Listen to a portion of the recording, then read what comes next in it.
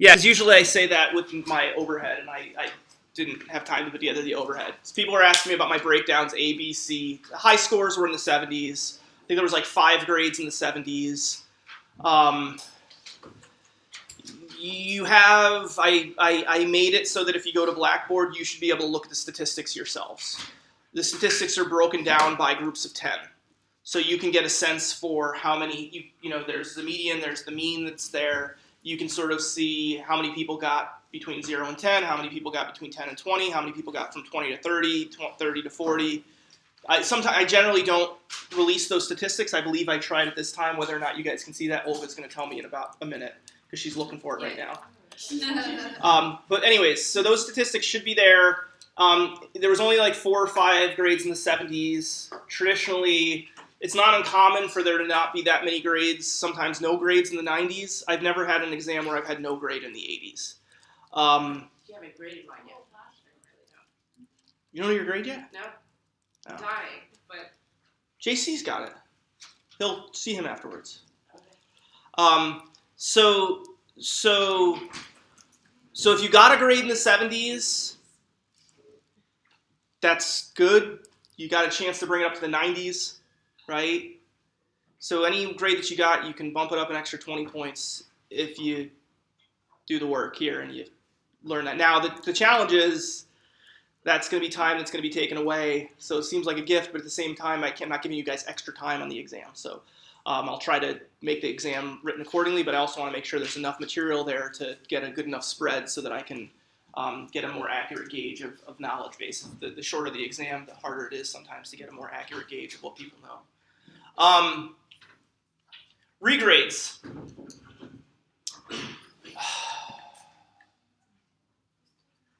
So regrade requests for quiz 1, quiz 2, and exam 2 will be due, I want to give you guys a week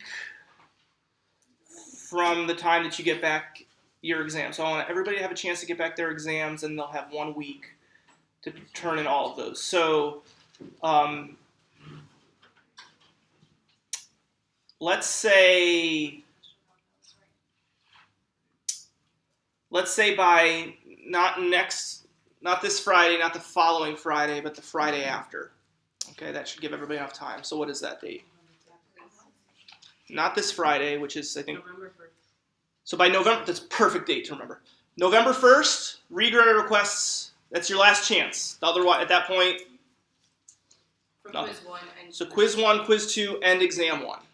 Now remember, my regrade policy is really twofold. If there's a grading mistake, right? For example, addition. So if it's something blatant, right? So if there's an adding mistake,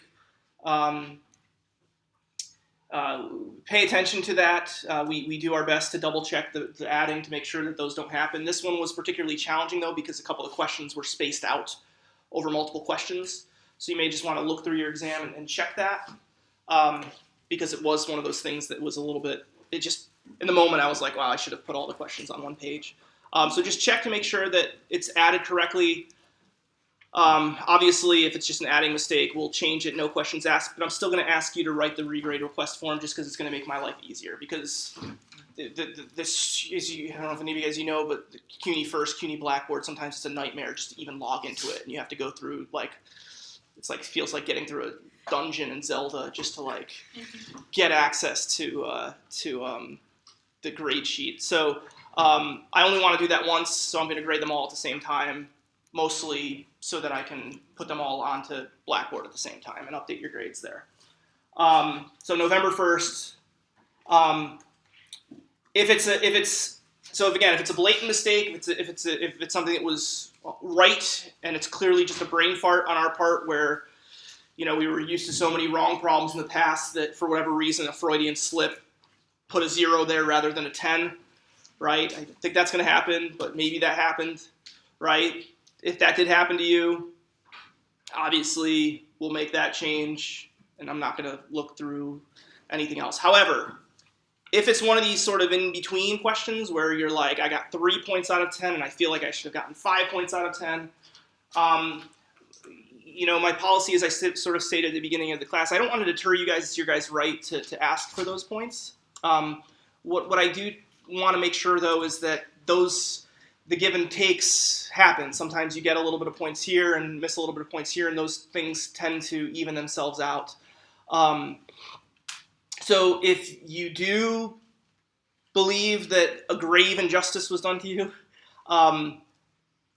just make sure that the rest of your exam was graded appropriately, because at that point we will look through the rest of it. And that's not necessarily to penalize you guys, it's just more to deter from people taking advantage and automatically asking for regrades.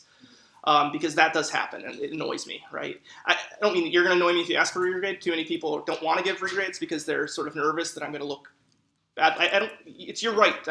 What I don't want is the people that are, the moment their exam, they're asking for regrades, right? Because they think it'll give them some edge, and I want to deter that sort of abuse of the regrade system. So that's it. If you have a legitimate reason and you feel strongly in it, then submit it.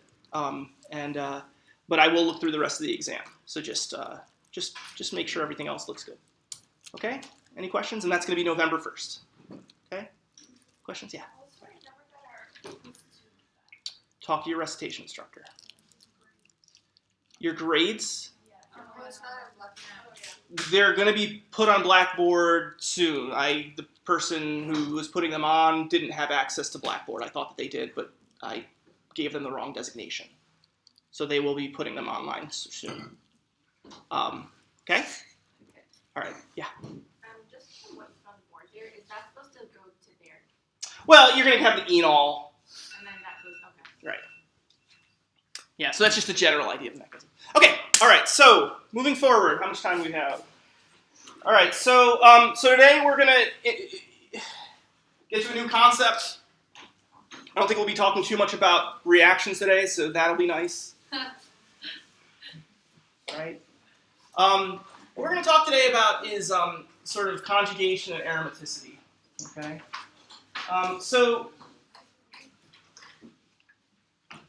So we've sort of brought up some of the ideas in the past, the sort of idea of conjugation, right? So maybe I'll just start with a little brief spin on conjugation, right? So the idea of conjugation, we often brought it up in the context of like, right? You get hyperconjugation has come up a lot, right? That's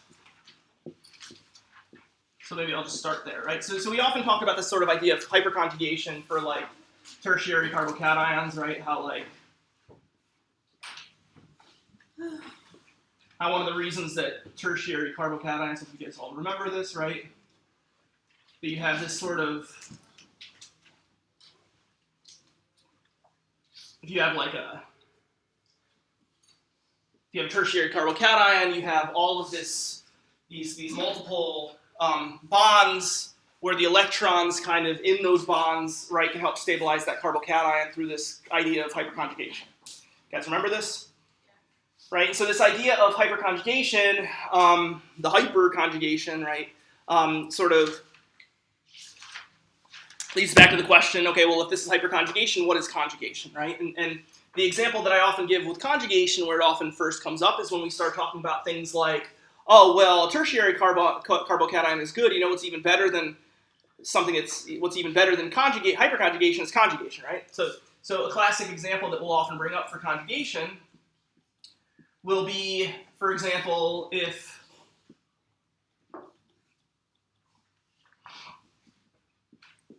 so I'm showing the hyperconjugation over here again, but over here, right, we have actual conjugation, right? Those lone pairs can actually make a bond, right? There's sort of a way to think about this is there's a resonance form here, right? Where instead of it being a bond that's adjacent to that empty p orbital, right, there is a lone pair that's adjacent to it. And the difference between it being a bond, right, and it being a lone pair is that the lone pair gives you the opportunity to have resonance forms, right?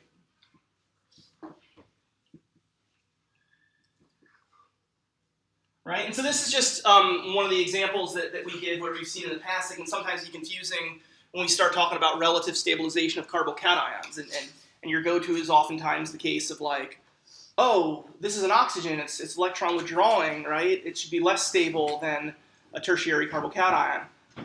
But what sort of overcomes this is the idea that you can actually form a bond, have this resonance form, and this is sort of under the umbrella of conjugation. right? The idea here, right, is that these lone pairs are actually in conjugation with that bond. Okay, so that was just kind of where we started. Usually when we think about conjugation, this is resonance, right? And so we're sort of comfortable with resonance. So usually we'll just simply refer to this as resonance, although it does have a component of hyperconjugation, which is why I wanted to lead with it. Usually when we talk about conjugation, we're generally talking about the ability of electrons to sort of flow between multiple states. And in many ways, resonance forms kind of are like that. But let me give you another example of that, right? And that's, let's say, for example, an alkene. Sorry, an allylic carbocation, right? So here's an allylic carbocation, right? This allylic carbocation also has resonance form, right? Where you can put it over here, right? And so that positive charge,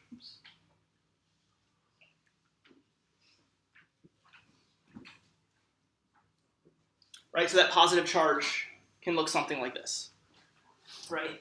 Now, in actuality, as we know about resonance forms are, neither of the resonance forms are the only form, right? Resonance forms are different depictions of the molecules that in collectivity provide a composite of maybe how the electronics of that system are, right? So in a system like this, these are literally the same molecule, but neither one of these is really the way this molecule actually exists, right? Because, you could have 50% of the carbocation character here, you could have 50% of the carbocation character here.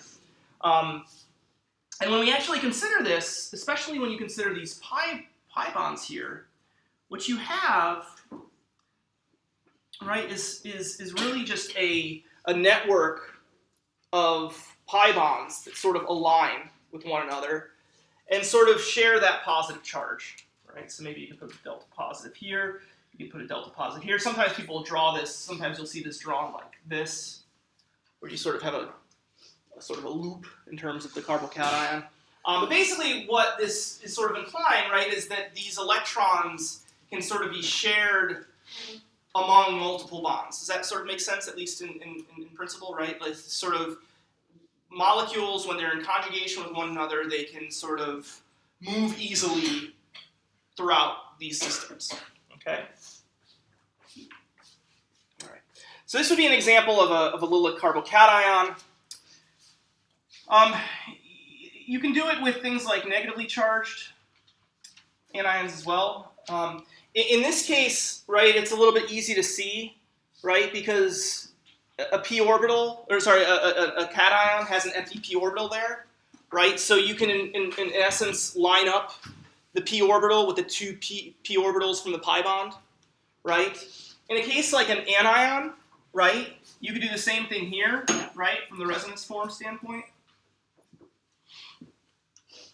And I think this will provide an even better understanding of what these systems mean, right? So these are, again, a composite of these two resonance forms, right, going back and forth, right? And in fact, in this system, because it wants to basically be able to rapidly move throughout those carbons, the lone pair, which would ordinarily be what's absent from that alkene, what is the hybridization of that lone pair? Absent from the double bond.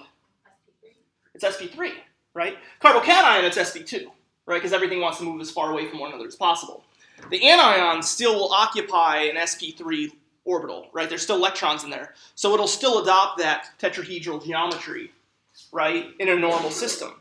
But to allow for rapid exchange and rapidly spread that negative charge throughout the system, right, that lone pair will actually go into a p orbital, right? So the electrons will actually basically go into a p orbital, which means that carbon becomes sp2 hybridized.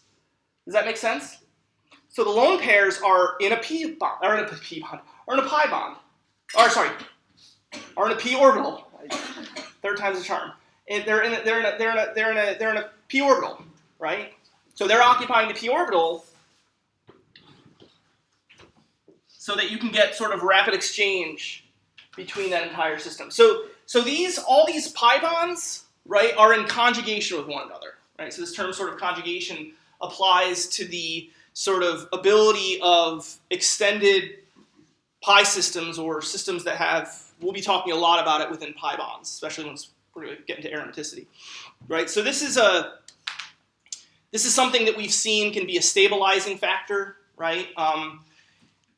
Delocalizing a charge from one atom to multiple atoms is obviously something that's going to be in generally favorable to be able to do. And so orbitals being able to have conjugation is in fact a favorable concept. Maybe I'll show you a quick example of this.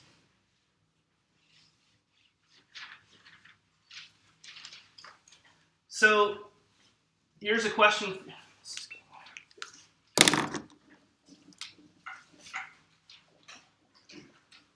Here's an interesting question that I think will, because you guys did this chemistry to a certain extent, and it can tie in and give you guys an example of why conjugation is an energetically favorable process. If you were to take this molecule, I guess I should have flipped those, but if you treated this with ethylene glycol and acid, right, what would you expect the product to be? An acetal, right? And you might expect to get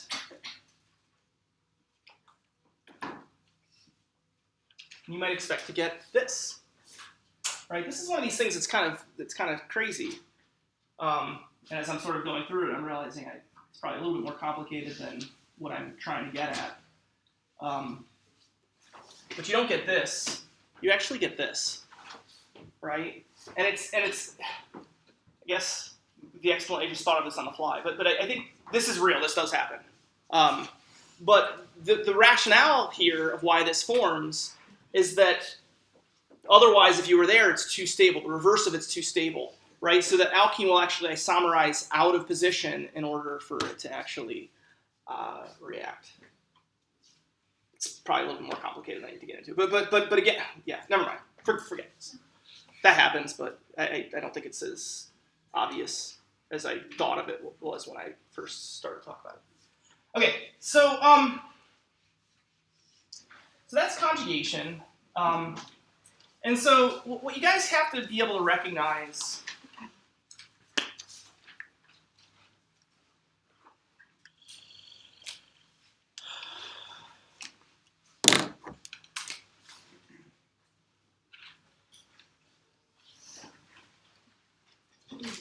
So you guys have to be able to recognize, here's a what we call a 1,3 diene, and here's a 1,5 diene. So 1,3, 1,3, 1,4 diene. Excuse me. Right. It's important to recognize that in this case, those double bonds are in conjugation with one another, where in this case, they aren't, right? You guys can see that. And the way that we can envision this is by thinking about the p orbitals.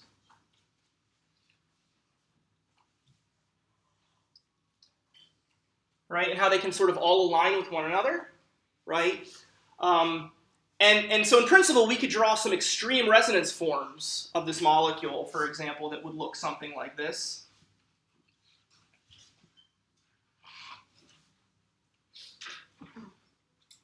Right, if we were to push electrons like this, we would get to an extreme resonance form that would look something like this. And again, this isn't a major contributor to this resonance by any stretch of the imagination, but it at least serves to show that those electrons can actually be pushed throughout the whole system, right? In this case,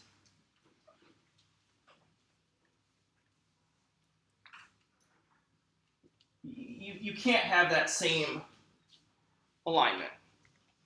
Right, that sort of 1,4, you've broken the conjugation from within there. So one of the things that you guys are going to have to recognize is that a system like this is conjugated, right, and a system like this isn't, right. And so this is something you guys are going to have to be able to see and appreciate and get, right. So does it make sense that a 1,3 diene has conjugation.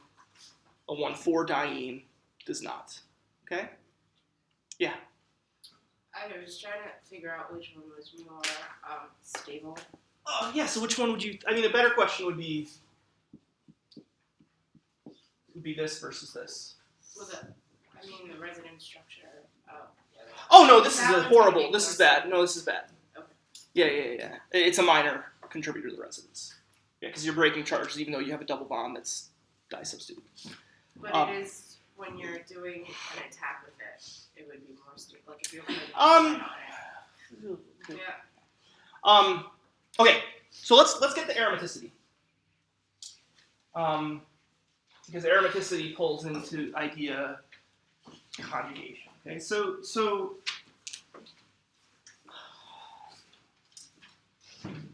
you guys are all familiar with benzene, right? So this is benzene, right?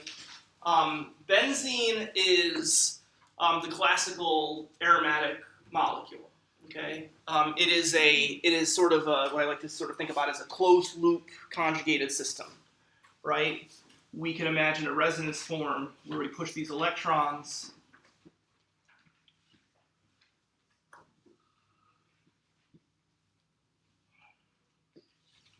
right, and you get to that structure, and then you can keep going, right? And so quite often benzene is actually, you may have seen benzene drawn sort of like that with sort of a circle in the middle, right, to simply illustrate that the electrons can flow throughout that whole system, right? Benzene is not your typical alkene. It's much more stable.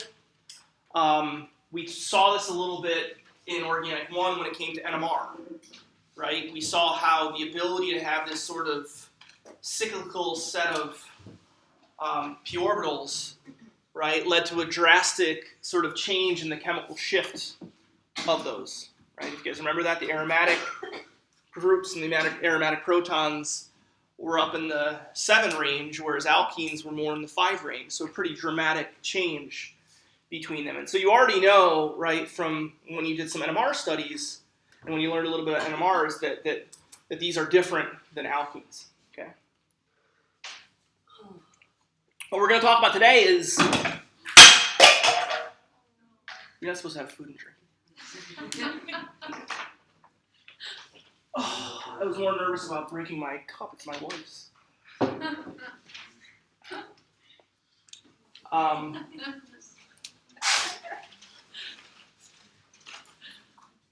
Casey, can you go grab me a... Oh, I wasn't enough. it'll be enough for now. Can you just grab me one? They're gonna be. Somebody's gonna yell at me for bringing drinks into here. Okay, so what we want to talk about today is what I want you guys to do today. What I want you to learn today is why benzene is aromatic. Oh, look at you guys! You guys all just have tissue boxes. Exam grade of Chipotle. Yes. Is Chipotle known for giving out tons of napkins, or is that some type of emergency? Sorry. Okay. All right. So what I want you guys, the point of today's lecture is going to be to sort of understand why benzene is aromatic, and how we can think about what other types of molecules would be aromatic. And so what you're going to certainly get questions of on the exam, and probably on the next quiz. I have to check what I said on the next quiz, but I'm pretty sure I'll probably ask this, is I'll probably give you guys molecules, for example, and I'll ask you, is this molecule aromatic or not? There will also be a concept of anti-aromaticity that we'll discuss as well, and you'll have to identify that as well. Okay. All right. So we'll just start with benzene. Benzene is, as we've sort of seen in the past, whether it's chairs, right? There's this. It's whether it's coincidence or not. There's this sort of magic 6 number that we see a lot, right? 6-membered rings we'll see reactions take place through 6-membered rings. Chair conformations are stable. And so 6-pi electron aromatic systems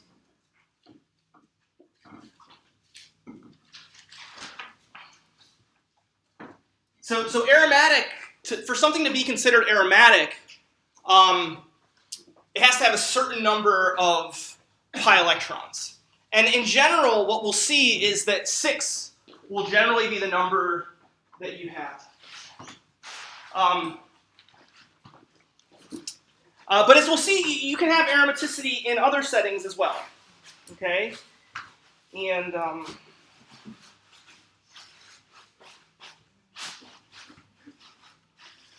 sorry, guys. Okay, so six pi electrons. A classic example of something that's not quite 6 electrons is another cyclic system, so cyclobutadiene,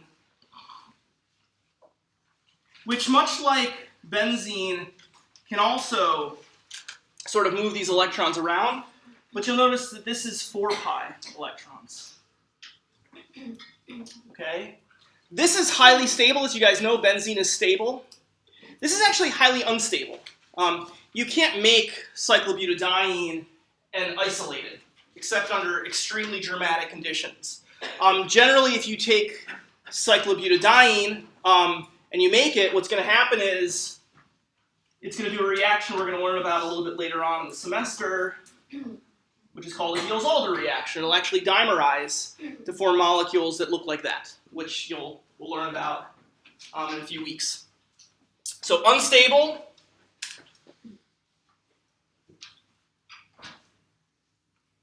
Stable. Unstable. Okay? Okay, so why are 6 pi electron systems stable? Why are 4 pi electron systems unstable? I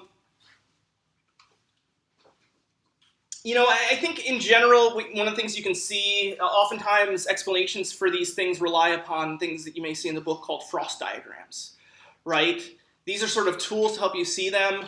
Without getting into some of the quantum chemistry behind them, I'm oftentimes a little bit leery to go into too much detail about them, but since you may see them, there are these things called frost diagrams, okay? And the frost diagrams will basically be an energetic system where you have sort of energy.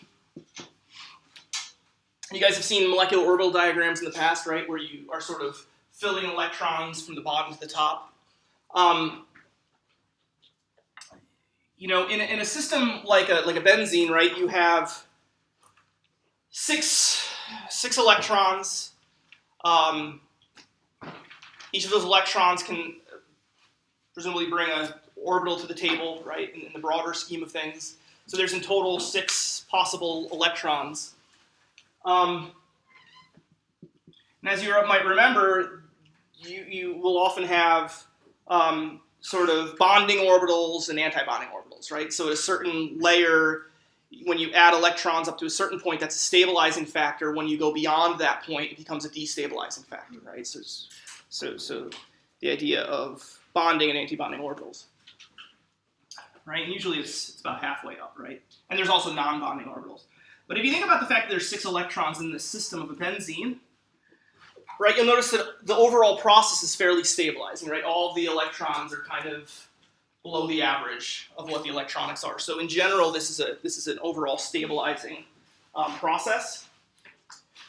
When you consider a similar frost diagram, for example, for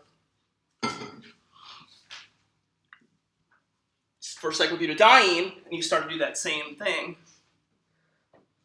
right? You have basically a couple potentially unpaired electrons and a kind of non-bonding mediocre orbital, and so the rationale is that in these cases these are not all that stable. Okay, so I don't generally ask about frost diagrams, and I'm not going to be asking you guys about frost diagram, but you might see them, so I just want to show you them. There's a chance they may show up in MCATs, so it's worth at least being a little bit familiar with them. The simplifying way to sort of consider overall, it extends well beyond 4 pi electron systems and 6 pi electron systems. The sort of equation that you guys are going to want to know is sort of 4n plus 2, okay, where n can be any integer. Okay, these are going to be aromatic, If it's just 4N, sorry, I know that probably looks like over, that's anti-aromatic. So both of these are reflected by the N equals 1, right? So N equals 1, that's going to be 6. That's like benzene. N equals 1, that's 4.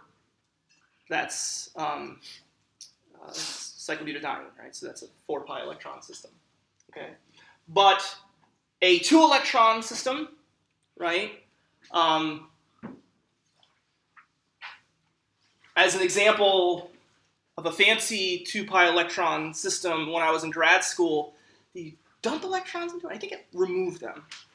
He'll kill me if he sees this video. But my PhD advisor worked on a project where he coordinated, I didn't work on this project, so I'm a little bit safe, but a lot of my friends did, where basically he would coordinate to this pi bond, he would have iron. It would be an iron-stabilized cyclobutadiene. And I'm forgetting if it donated 2 electrons into the system or if it withdrew 2 electrons from the system, but it made this an electron.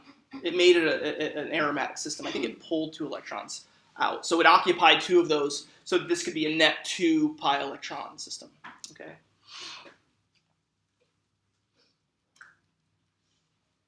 Okay, all right, so let me,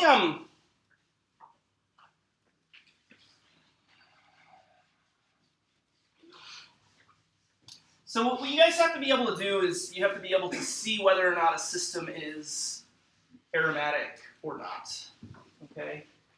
And I think a good example to sort of get into understanding aromatic systems is I want to throw up a couple potentially confusing aromatic ring systems. So this is pyridine, okay?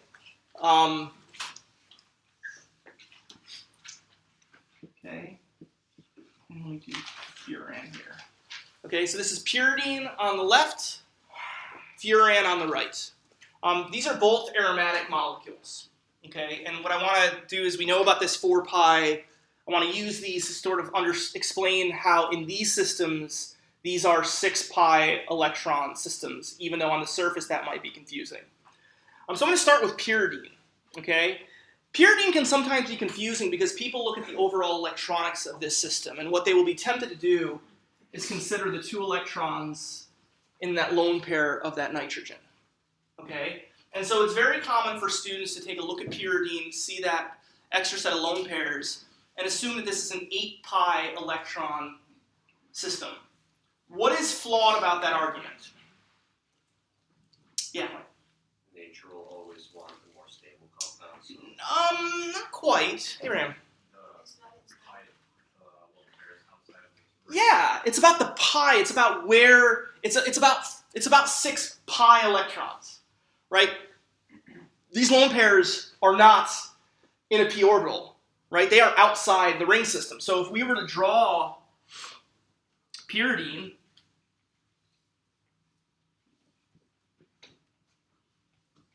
right? The lone pairs.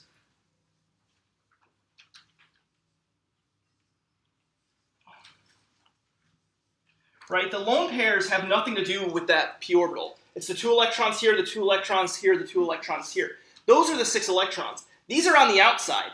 These are similar hybridization to the protons that are all around. Does that make sense? Right? So the key here, the flaw with that thinking, and that will come up from time to time, is the flaw with that, oh, there's an extra 2 electrons, is just forgetting the fact that it's about 6 pi electrons. Right? Those aren't pi electrons. Those are out here.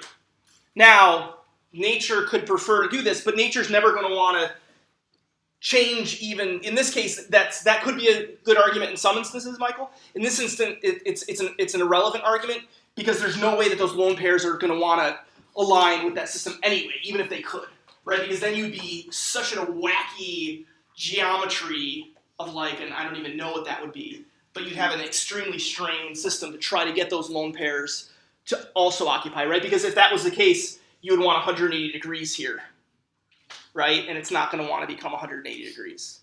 And not even that, it's worse than that. Never mind. It's just not. It's just not. Okay, furan is also an aromatic system that can be a little bit challenging to see on the surface. Furan is a case where the lone pairs, and this is where it can be confusing between the two, lone pairs can exist in the p orbital, right? And so if we think about furan, we can potentially draw some resonance forms.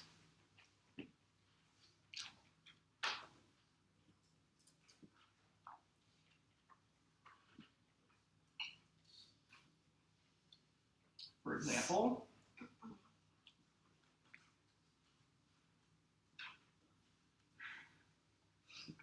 right? And we can keep going around and around and around and around and around. I can keep going, right? But what you see is that there are resonance forms of this. None of those other ones are good, but you can see that those electrons can move around this whole system, right? If I keep going,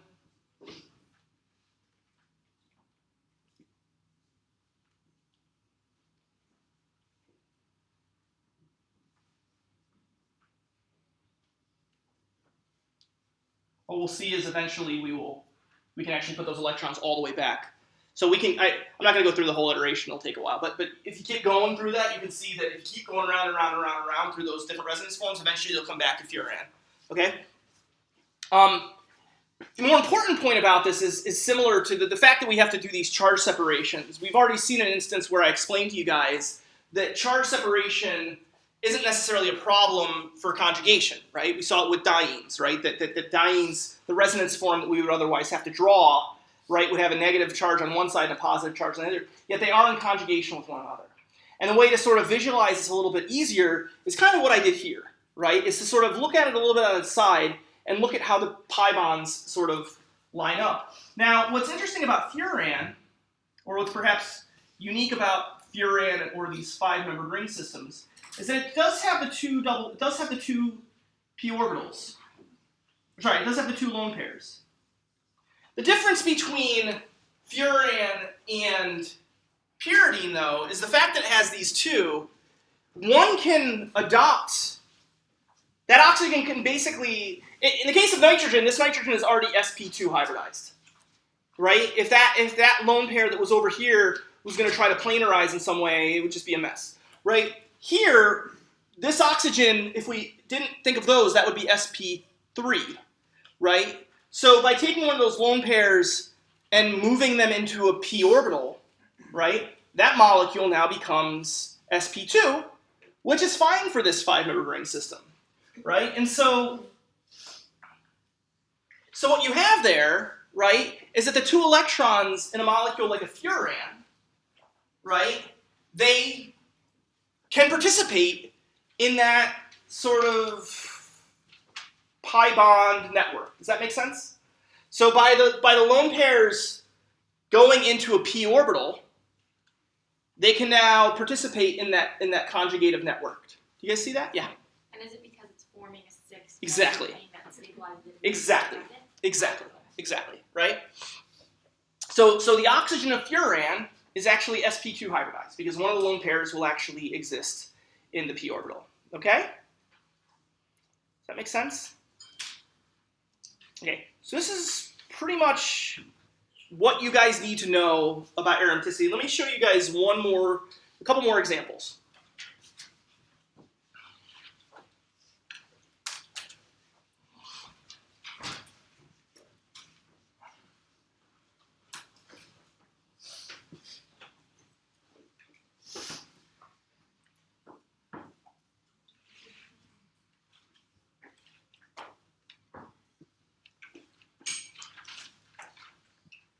Okay, so here's 2 molecules. So a question that you could get on an exam or quiz, right, would be you might be given one of these, and you might be asked, is this molecule aromatic, anti-aromatic, or neither? Guess we didn't really discuss neither that much, but if you don't have that network, you know, if you don't have the network of that pi system, right? So let me okay. All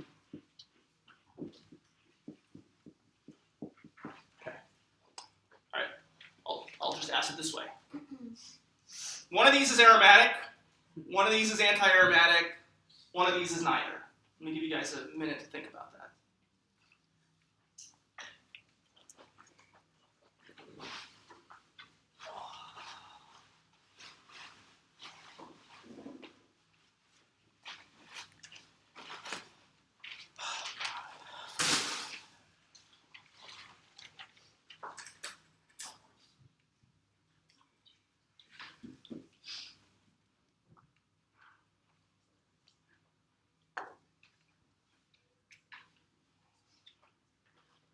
All right.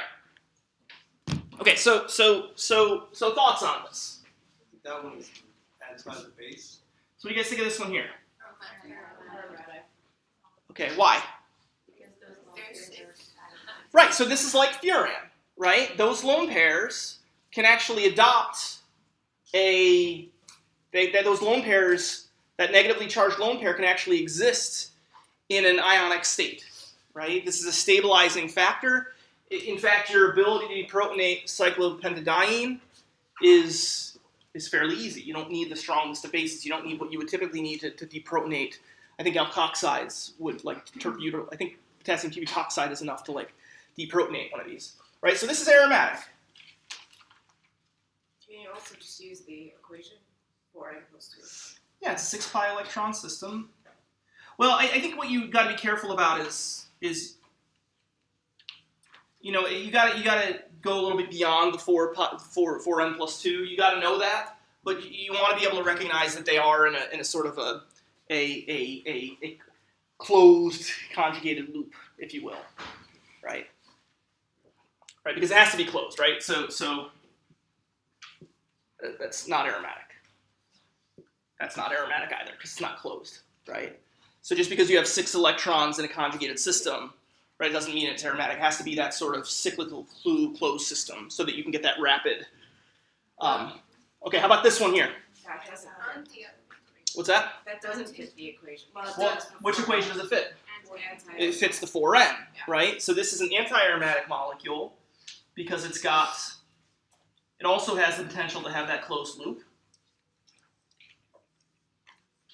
So it also has that closed loop, but the totality of the electrons in that closed loop is 4 electrons. Yeah. Does N like stand for electron number? N is any integer. So let me just go through it. I mean, I know what 0. N is, so I'm saying, what in this case, what does N stand for? 1, because 4 times 1. Okay, so let me just explain it another way. 0, anti-aromatic. 2, aromatic. 4, anti-aromatic. 6, aromatic. 8, anti-aromatic. 10, Because aromatic. basically four Blah, blah, blah, blah, blah, blah, blah. Yes, so 4, any integer, plus 2 is aromatic. To the electron number. That's what I was Yes, the pi electrons. Yeah, so it's the pi electrons, right? Right, that's where the confusion can sometimes be with pyridine or with furan, is that you may be tempted to count the electrons that aren't in that pi orbital. Okay, so yeah, so this is anti-aromatic because it's got the 4. And what about this one? non-aromatic. Right, and so I guess when I said I'm going to throw one up there that's not aromatic, like this would be non-aromatic, right? So this would be an example of non-aromatic. Right, and again, it's in part because you don't have, you know, sometimes when people talk about this, they talk about the need to have a series of, you know, sp2 hybridized carbons, right? That it needs to be a cyclic system of all sp2 hybridized carbons, right? And that's not, right? So now you have the sp3 that disrupts it. So this kind of nixes that, okay? All right, let me throw a couple more up there for you guys to, I think, some others that are sometimes confusing.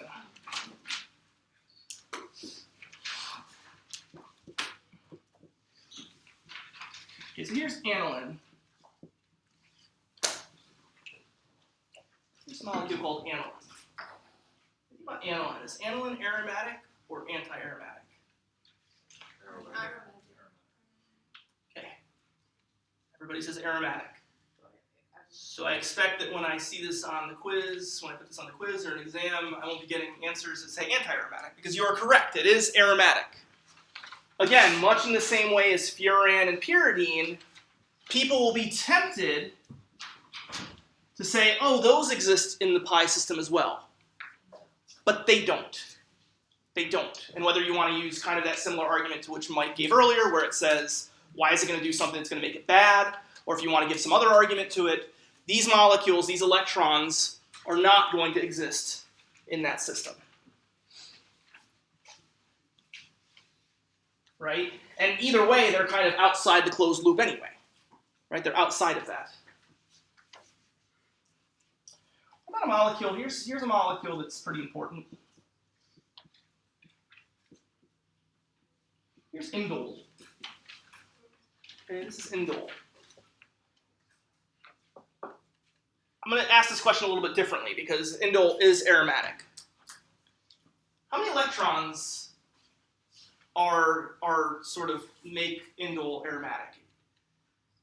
Yeah. We talked about 10. So it could be 6 or it could be 10. But usually when people talk about indole, they consider it 10, right?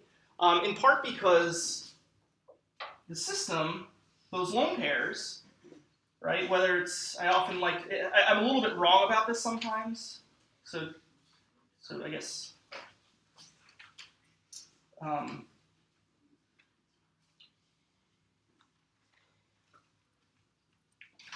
take this comment with maybe a slight grain of salt. But I often like to think about electrons as sort of being claustrophobic. And when it comes to aromaticity, it's a little bit different because there's a little bit more complicated components to aromaticity, such as the ability to have. Like if you have a system that can have 2 isolated benzenes, that's apparently a favored system. This isn't necessarily general knowledge, but it's pretty general knowledge among people that study aromatic molecules a lot. So the ability to spread electrons out across more bonds is not necessarily always something that's going to be beneficial. In this case, I think that it is because there isn't that ability to have multiple pi orbitals. It would be, I guess, the example that would be what I was talking about before. Might be like,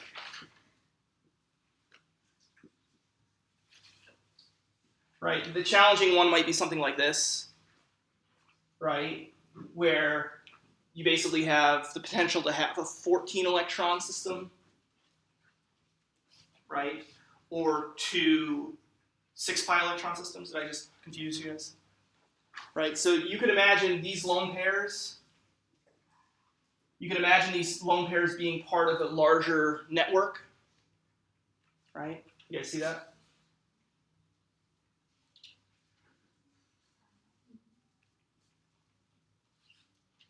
And I don't totally understand this, but I'll tell you anyway. Right, so you could imagine this being in a system that's all the way around, and that would be 6 plus 6 plus 2, right? So that would be 14.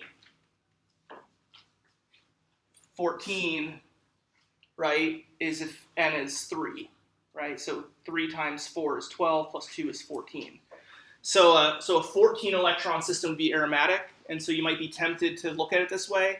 But I guess these systems prefer to have isolated, like the actual more, this isn't really that important for the class, but I'll just mention it. These systems, apparently, it's more accurate to refer to systems like this to benzene groups. For whatever reasons, that's a favorable process. But in this case, you can't have multiple benzene systems, right? So this would be a 10 electron system. Okay? Make sense? To an extent. All right, let me show you one more. So these are molecules near and dear to our hearts. What do you think about that?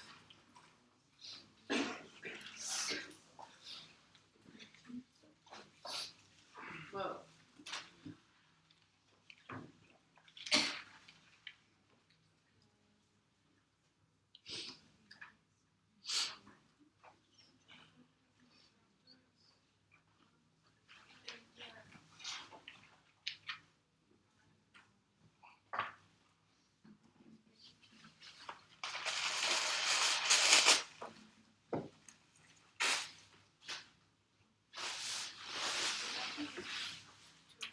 Any thoughts? Yeah. Aromatic. You got one vote for aromatic.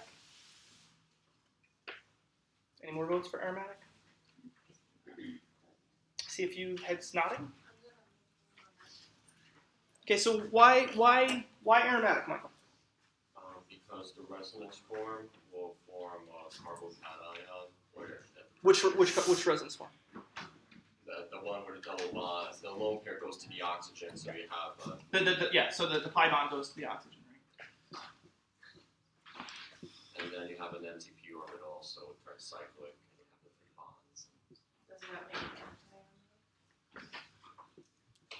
1, 2, 3, 4, 5, 6. These are outside of the orbital, right? So if you think about it this way.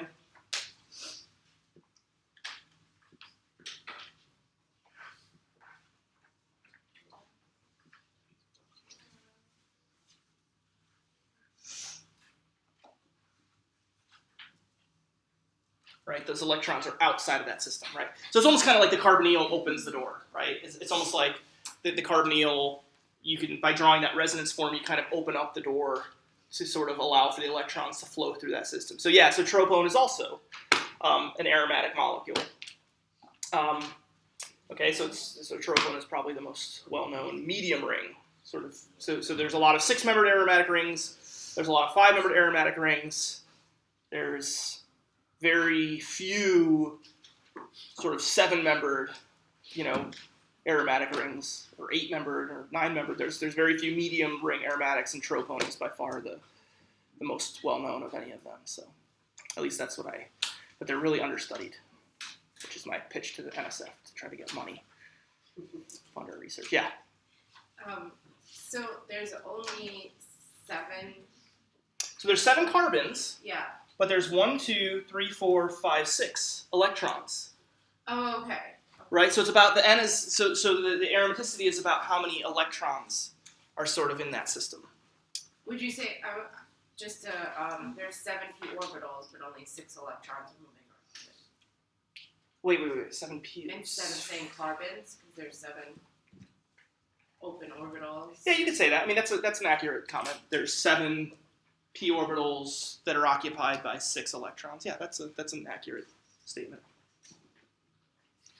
Okay, so this is what you guys. So in terms of aromaticity, I'll get into a little bit of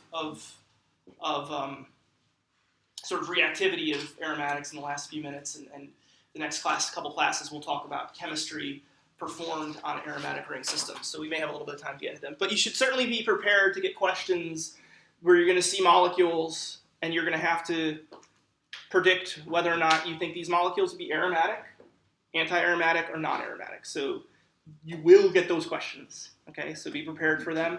And what you have to do, again, is identify the sort of do they have a network of p orbitals, right? And within that network, does that network constitute 4n plus 2 or 4n? Okay. All right. Okay, so one of the things about aromatic rings is that substituted versions of them can have drastic differences in terms of reactivity. And I couldn't find my lecture notes, so I'm going to kind of wing this a little bit here, but the point will still remain. I'll try to be a little bit more generic and general.